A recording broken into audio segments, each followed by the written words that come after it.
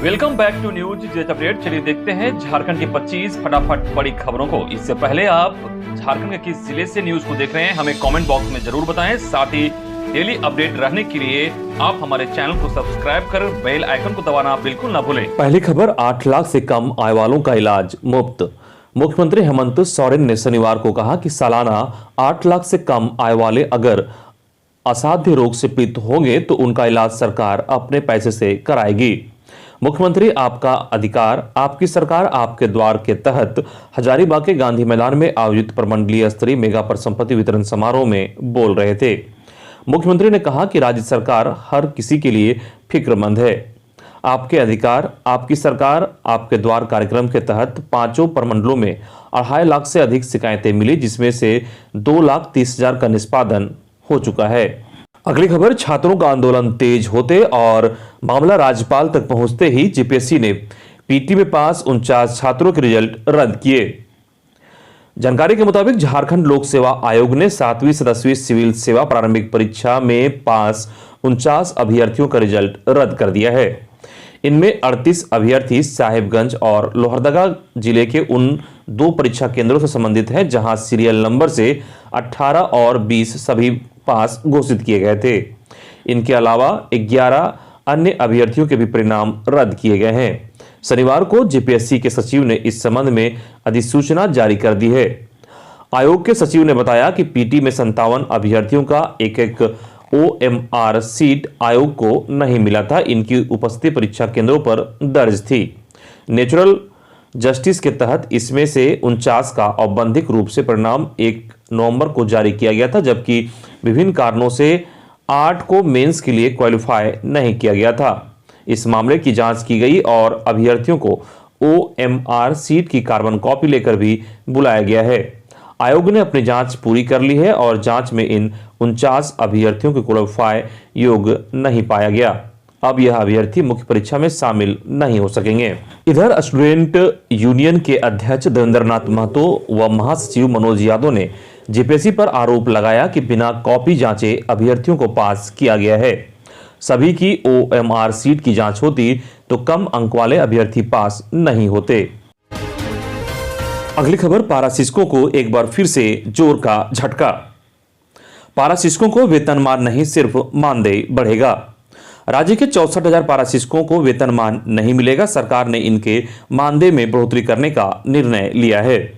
TET pass पारा शिक्षकों के मानदेय में 50% की बढ़ोतरी की जाएगी, जबकि बिना टेट वाले के मानदेय में 40% की बढ़ोतरी होगी।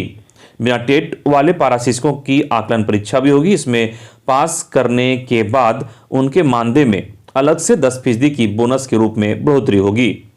स्कूली शिक्षा व साक्षरता विभाग ने झारखंड पारा शिक्षक सेवा शर्त नियमावली 2021 के प्रारूप में इसके प्रावधान किए हैं। नियमावली के प्रारूप पर शनिवार की देर शाम शिक्षा मंत्री जगन्नाथ महतो और एकीकृत पारा शिक्षकों के साथ वार्ता हुई। शिक्षा मंत्री ने वेतनमान देने के बजाय मानदेय में बढ़ोतरी का प्रारूप दिया। इस पर पारा शिक्षकों ने नाराजगी जताई। बैठक में पारा शिक्षकों का साफ कहा था कि उनकी लड़ाई वेतनमान के लिए है, न कि मानदेय के लिए। पारा शिक्षकों का 29 दिसंबर को रांची में महाजुटान होगा। सरकार पारा शिक्षकों का आक्रोश झेलने के लिए तैयार रहे। अगली खबर, होमगार्ड की सूची जारी करने को लेकर भूख हड़ताल। हजारीबाग नया समरनालय के समीप शनिवार को होमगार्ड के अभ्यर्थियों ने अनिश्चितकालीन भूख हड़ताल शुरू की। आंदोलन का नेतृत्व आदर्श युवा संगठन के केंद्रीय अध्यक्ष सह युवा समाज सेवी गौतम कुमार कर रहे हैं। हजारीबाग में होमगार्ड संघ के अध्यक्ष रंकत सिंह ने कहा कि उपायुक्त हम लोगों को अधिकार दें, जब तक मांग पूरी नहीं होगी तब तक हम लोग अनशन नहीं तोड़ेंगे। इस अनशन कार्यक्रम का संचालन आजसू छात्र संघ अध्यक्ष उदय मेहता ने किया। वहीं आदर्श युवा संगठन के जिला अध्यक्ष रुपेश कुमार, समाजसेवी मनोज मेहता ने भी हौसला अफजाई की। अगली खबर, हाईकोर्ट ने 14 जनवरी तक राज्य सरकार से कई बिंदुओं पर मांगा जवाब। सरकार की कल्याणकारी योजनाओं का लाभ आम लोगों को नहीं मिलने पर झारखंड हाईकोर्ट ने नाराजगी जाहिर की है और सरकार से जवाब दाखिल करने को कहा है। झारखंड राज्य विधिक सेवा प्राधिकार की रिपोर्ट देखने के बाद chief justice doctor Ravi Ranjan और जस्टिस सुजीत नारायण प्रसाद की अदालत ने सरकार से पूछा कि सरकार की कल्याणकारी योजनाएं राज्य के गरीब जरूरतमंद तक क्यों नहीं पहुंच पाती है। समाज के अंतिम व्यक्ति तक कल्याणकारी योजनाएं का लाभ जब पहुंच ही नहीं रहा है तो ऐसी योजनाएं किस काम की?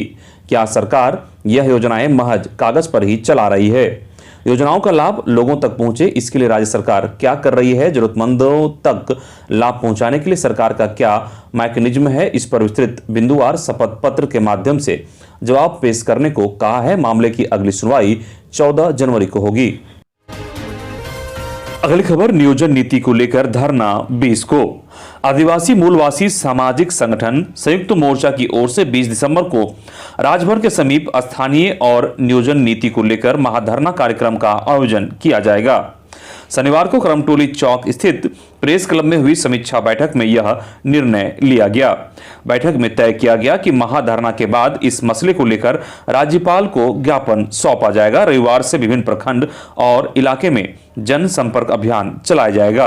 अगली खबर, झारखंड आंदोलनकारी संघर्ष मोर्चा ने शनिवार को अपनी मांगों को लेकर मोरहाबादी मैदान में किया विरोध प्रदर्शन। झारखंड के मुख्यमंत्री हेमंत सोरेन के आवास का घेराव कर प्रदर्शन करने बापू वाटिका के समीप से निकले आंदोलनकारियों को पुलिस ने मोरहाबादी मैदान में ही एक स्थान पर रोक दिया। इस दौरान पुलिस के संगठन से जुड़े लोगों के साथ नोकझोंक भी हुई। बाद में प्रदर्शनकारियों ने रेड क्रॉस सोसाइटी भवन के समीप लगे बैरिकेडिंग के समीप सभा का आयोजन किया। सभा को संबोधित करते हुए वक्ताओं ने राज्य सरकार से मान सम्मान के साथ पहचान, नियोजन पेंशन और जेल जाने की बाध्यता को समाप्त करने की सरकार से मांग की। वक्ताओं ने चिताया कि 28 दिसंबर तक उनकी मांगों पर विचार नहीं हुआ तो 29 दिसंबर को झारखंड बंद किया जाएगा। इसके बाद राज्य के मुख्यमंत्री हेमंत सोरेन से सीधी लड़ाई होगी। इधर आदिवासी संगठनों ने विरोध जुलूस निकाला। कई आदिवासी नामधारी संगठन ने शनिवार को राजभवन के समीप विरोध प्रदर्शन किया। इस मौके पर राजभवन के पास सभा का आयोजन किया गया। प्रदर्शन करने वाले और विभिन्न संगठन से जुड़े नेताओं ने सभा में कहा कि आदिवासियों के धार्मिक स्थल और शहीद वीर बुद्धू भगत के स्मारक टोंगरी से छेड़छाड़ और निर्माण कार्य का आने वाले समय में भी विरोध किया जाएगा। नेताओं ने इस मामले में रांची के उपायुक्त छवि रंजन को बर्खास्त करने, अंचल चान्हो मौजा के सिलागाई में रकबा 51.5 एकड़ जमीन में से एकलव्य मॉडल आवासीय विद्यालय के नाम पर 20 एकड़ जमीन की बंदोबस्ती और जमाबंदी को रद्द करने, टोंगरी के नाम पर बेलगान बंदोबस्त कर जमाबंदी कायम करने की मांग राज्य सरकार से की। अगली खबर, भाजपा ने आंदोलन की बनाई रणनीति, ए प्रस्ताव हुए पारित। भाजपा किसान मोर्चा की पहली प्रदेश कार्य समिति बैठक में हेमंत सरकार को घेरने की रणनीति बनी। भाजपा ने सरकार को घेरने के लिए पंचायत स्तर तक सरकार के खिलाफ आंदोलन का राजनीतिक प्रस्ताव कार्यकारिणी में पास किया। सरकार से मांग की है कि किसानों को कृषि कार्य के लिए मुख्यमंत्री कृषि आशीर्वाद योजना, जिसके तहत 5 एकड़ तक के भूमि वाले किसानों को प्रति एकड़ 5,000 रुपये की दर से अधिकतम 25,000 रुपये की आर्थिक सहायता प्रदान की जा रही थी, उसे भी हेमंत सरकार ने बंद कर दिया। धान खरीद का पैसा किसानों को नहीं मिला, इस पुराने बकाये को भी जल्द से जल्द देने का कार्य करें। 3 महत्वपूर्ण प्रस्तावों के अंतर्गत कृषि आशीर्वाद योजना पुनः लागू किया जाए, प्रत्येक जिले में किसान बैंक की स्थापना की जाए। वहीं चुनावी घोषणा पत्र के अनुसार प्रत्येक प्रखंड में कोल्ड स्टोरेज की व्यवस्था की जाए, वर्षा आधारित कृषि को सिंचाई से अविलंब जोड़ा जाए। साथ ही झारखंड की मिट्टी में पोषक तत्वों की समस्या और समाधान पर राज्य सरकार सार्थक पहल करे। अगली खबर, सरना विकास समिति का चुनाव 26 को। झारखंड आदिवासी सरना विकास समिति धुरवा के नए सत्र के लिए पदाधिकारियों का 26 दिसंबर को चुनाव होगा। इसमें अध्यक्ष, सचिव, 2 उपाध्यक्ष, 1 सह सचिव, कार्यालय सचिव और सह कोषाध्यक्ष पद के लिए चुनाव होगा। चुनाव के लिए 5 सदस्यीय कमेटी का गठन किया गया है। नामांकन पत्र रविवार को शाम 5 बजे दाखिल होगा। 21 और 22 दिसंबर को नाम वापसी होगी। समिति की शनिवार को मेघा उरांव की अध्यक्षता में हुई बैठक में चुनाव को लेकर चर्चा हुई। अगली खबर, महिला हिंसा पर डीजीपी का रवैया गंभीर नहीं, रेखा। राष्ट्रीय महिला आयोग की अध्यक्ष रेखा शर्मा ने महिला हिंसा के मुद्दों पर राज्य के पुलिस महानिदेशक के रवैये पर क्षोभ व्यक्त किया। यहां तक कि उन्होंने विधानसभा अध्यक्ष के रवैये पर भी सवाल उठाया। रेखा शर्मा 2 दिवसीय दौरे पर रांची आई थी। शनिवार को पत्रकारों से बातचीत में कहा कि राष्ट्रीय महिला आयोग ने झारखंड में महिला हिंसा के 300 से अधिक मामलों पर डीजीपी से एक्शन टेकन रिपोर्ट उपलब्ध कराने को कहा था, जिनमें 25 मामले बहुत ही गंभीर थे। लेकिन जब वह इस संबंध में डीजीपी नीरज सिन्हा से मिली तो उनका रवैया बहुत कैजुअल था। उनकी कोई तैयारी नहीं थी और वह किसी भी मामले से संबंधित कार्रवाई की जानकारी आयोग को उपलब्ध नहीं करा पाए। रेखा शर्मा ने कहा कि डीजीपी ने बिल्कुल भी इन मुद्दों पर संजीदगी नहीं दिखाई और ऐसे मिले जैसे हमें चाय पर बुलाया हो, जबकि आयोग की ओर से उन्हें पहले ही मामलों से संबंधित जानकारी उपलब्ध कराने के लिए कह दिया था। वहीं रेखा शर्मा ने यह भी कहा कि राज्य महिला का गठन अब तक नहीं किया जाना चिंताजनक है। इसके कारण राष्ट्रीय महिला आयोग पर मामलों के निष्पादन का अधिक दबाव है। उन्होंने बताया कि इस बारे में सीएम से भी बात हुई है।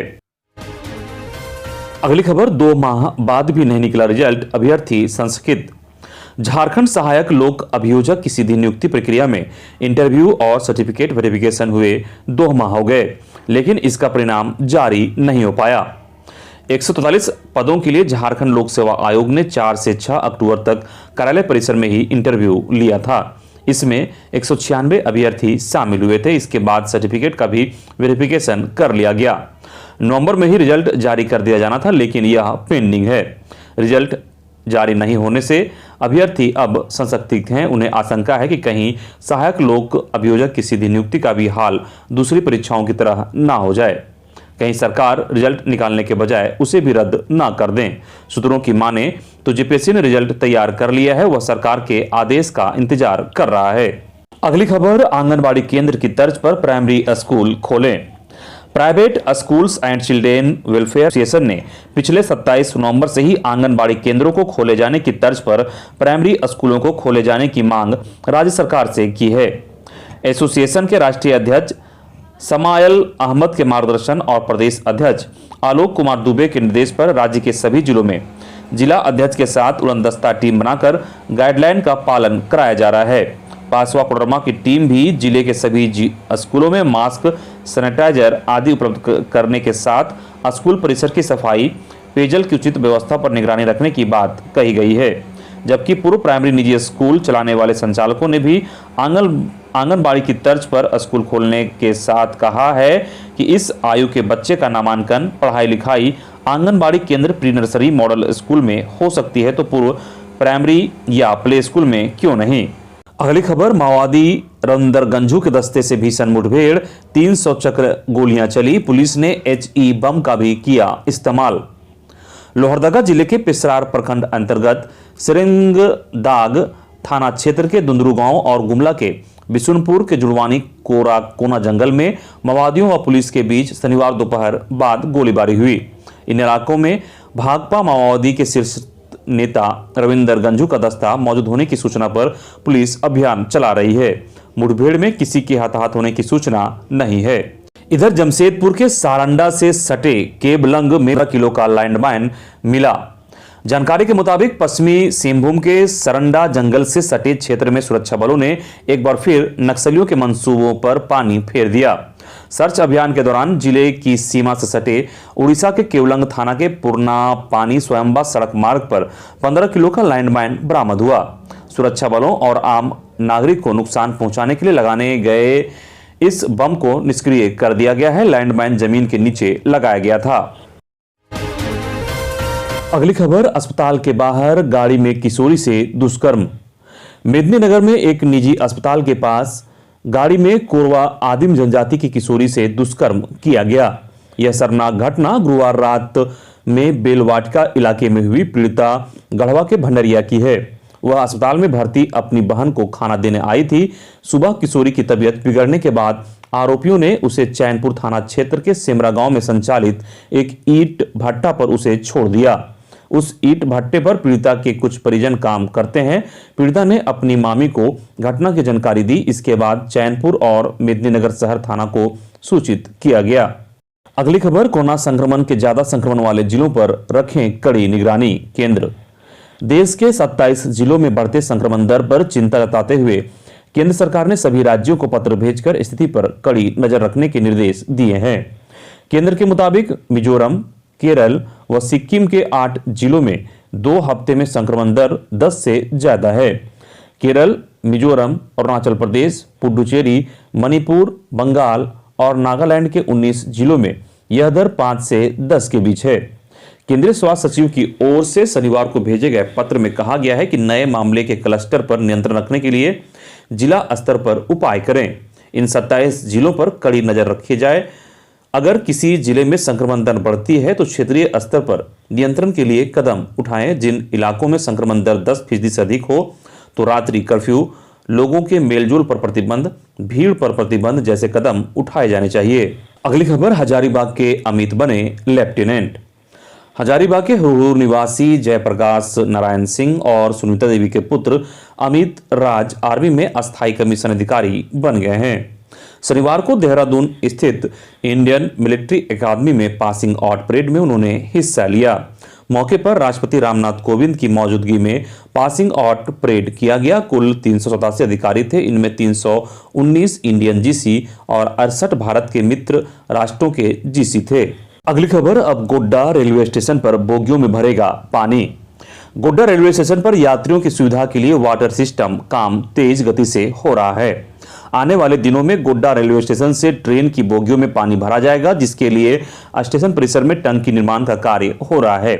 पटरियों के बीच तेज गति से नाली निर्माण करवाया जा रहा है। नाली निर्माण हो जाने के बाद हाइड्रेंट पाइप को बिछाया जाएगा। शनिवार को 125 केवीए का जनरेटर रेलवे स्टेशन पहुंचा, जो ट्रेनों में पानी सप्लाई, रेलवे बिल्डिंग व स्टेशन में जलापूर्ति व रोशनी के लिए इस्तेमाल किया जाएगा। फिलहाल गोड्डा स्टेशन पर यात्रियों की सुविधा के लिए प्लेटफॉर्म नंबर 3 और 4 का निर्माण कार्य तेज गति से चल रहा है, जो जनवरी माह तक हो जाने की संभावना है।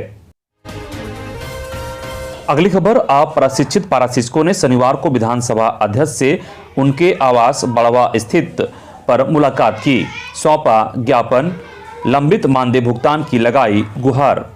इधर मनरेगा में मजदूरों का 6 करोड़ से अधिक राशि बकाया। खबर जामताड़ा से है, जहां मनरेगा मजदूरों के भुगतान में भी आरक्षण होने लगा है। अनुसूचित जनजाति के मजदूरों को मजदूरी भुगतान में प्राथमिकता दी गई, वहीं ओबीसी और सामान्य वर्ग के मजदूरों को मजदूरी भुगतान नहीं हो रहा है। इसको लेकर मजदूर काफी परेशान हैं। केंद्र सरकार की अति महत्वाकांक्षी योजना मनरेगा के तहत जामताड़ा जिला में काम कर रहे सामान्य एवं अति पिछड़ी जाति मजदूरों का भुगतान नहीं हो रहा है। हालांकि प्राथमिकता के आधार पर अनुसूचित जनजाति जाति के मजदूरों का ही लगभग नियमित भुगतान हो रहा है।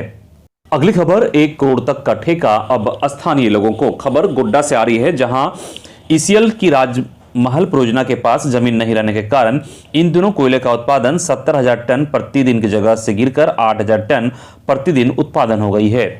शनिवार को ईसीएल हेडक्वार्टर से 3 सदस्यीय हेड ऑफ द डिपार्टमेंट की टीम कोयला खदान पहुंची। कोयला खदान का निरीक्षण करने के दौरान स्थानीय लोगों के साथ बातचीत के बाद एक प्रेस वार्ता राजमहल हाउस में की गई, जहां जीएम सिविल अभय कुमार ने कहा कि इस परियोजना से कोयले का उत्पादन कर एनटीपीसी कहलगांव फरक्का को कोयले की आपूर्ति की जाती है। विगत 2 वर्षों से जमीन अधिग्रहण एवं दखल सुचारू रूप से न हो पाने के कारण सर्वविदित है कि राजमहल परियोजना क्षेत्र अपने कोयला उत्पादन के लक्ष्य की पूर्ति नहीं कर पा रही है। जमीन अधिग्रहण से संबंधित मुद्दों पर विभिन्न स्तर पर वार्ता करने के बाद ऐसा प्रतीत हुआ कि परियोजना प्रभावित लोगों को उनके समुचित विकास हेतु और भी अवसर देने की आवश्यकता है, ताकि स्थानीय लोगों की सहभागिता ज्यादा से ज्यादा हो सके एवं फलस्वरूप एक हार्दिक संबंध स्थापित हो। अगली खबर पाकुड़ से आ रही है, जहां कैलाश नगर मोहल्ला निवासी अरुण राय की 35 वर्षीय पत्नी रीतू देवी ने पारिवारिक कलह से तंग आकर महिला ने आग लगाकर आत्महत्या कर ली। इधर दुमका पाकुड़ मुख्य पथ पर अमरापाड़ा थाना क्षेत्र के फतेहपुर गांव स्थित मैदान के समीप एक टेम्पो दुर्घटना में 9 लोग घायल हो गए। इधर पाकुड़ उपायुक्त ने क्रमवार विभाग द्वारा संचालित विभिन्न योजनाओं की प्रगति कार्य की समीक्षा करते हुए डीओ डीएससी से जानकारी ली। प्रखंड शिक्षा प्रचार पदाधिकारी के दायित्वों का ससमय निष्पादन करने को कहा। ई विद्या वाहिनी ऐप में शिक्षकों द्वारा उपस्थिति 100% नहीं होने पर उपायुक्त ने कहा कि ई विद्या वाहिनी ऐप पर उपस्थिति को 100% करें। उन्होंने बीओ को ऐसे शिक्षकों की सूची तैयार करने को कहा जो उपस्थिति दर्ज नहीं करते हैं। साथ ही डीसी ने विद्यालय में नामांकित 100% बच्चों को पुस्तक उपलब्ध कराने, मुख्यमंत्री छात्रवृत्ति योजना के तहत छात्रों को छात्रवृत्ति राशि भुगतान करने की प्रक्रिया में तेजी लाने, बच्चों को गुणवत्तापूर्ण शिक्षा प्रदान करने, बच्चों को नियमित रूप से विद्यालय आने के लिए प्रेरित करने, बच्चों को नियमित होमवर्क देने, तथा प्रोजेक्ट कार्य को लेकर जिला शिक्षा पदाधिकारी को निर्देशित किया। अगली खबर, चतरा एसपी ने अफीम की खेती नष्ट करने का दिया निर्देश। चतरा एसपी राकेश रंजन शनिवार को अपने कार्यालय कक्ष में पुलिस पदाधिकारियों के साथ अपराध समीक्षा बैठक किया। बैठक में एसपी ने बारी बारी से सभी थानों में लंबित कांडों की समीक्षा की। समीक्षा के दौरान उन्होंने लंबे समय से लंबित मामलों पर पुलिस पदाधिकारियों को फटकार भी लगाई। केस किस कारण से लंबित है उस पर जानकारी लेते हुए शीघ्र उसका निष्पादन करने का निर्देश दिया। अगली खबर, उर्दू कॉन्फ्रेंस, कल उर्दू से जुड़े मसले पर होगी बात। खबर गिरिडीह से है, जहां गिरिडीह के पंचंबा में उर्दू अकादमी मदरसा बोर्ड वक्फ बोर्ड के गठन व उर्दू शिक्षक नियुक्ति व उर्दू किताबों की मांग को लेकर फरोगे उर्दू तहरीक के बैनर तले होने वाली सोमवार को बोड़ो में उर्दू कॉन्फ्रेंस की तैयारी पूरी कर ली गई है। इस संबंध में शनिवार को फरोगे उर्दू तहरीक की बैठक मोहम्मद सुल्तान की अध्यक्षता में हुई। बैठक में कॉन्फ्रेंस को सफल बनाने के लिए कई लोगों को जिम्मेदारी दी गई। मुफ्ती सईद आलम ने बताया कि सोमवार को होने वाले कार्यक्रम में अल्पसंख्यक कल्याण मंत्री हफीजुल हसन, गांडे विधायक डॉक्टर सरफराज अहमद, गिरिडीह विधायक सुदीप कुमार सोनू, बगोदर विधायक विनोद सिंह, पूर्व विधायक निजामुद्दीन अंसारी, झारखंड छात्र संघ के अध्यक्ष SL समेत कई लोग शामिल होंगे।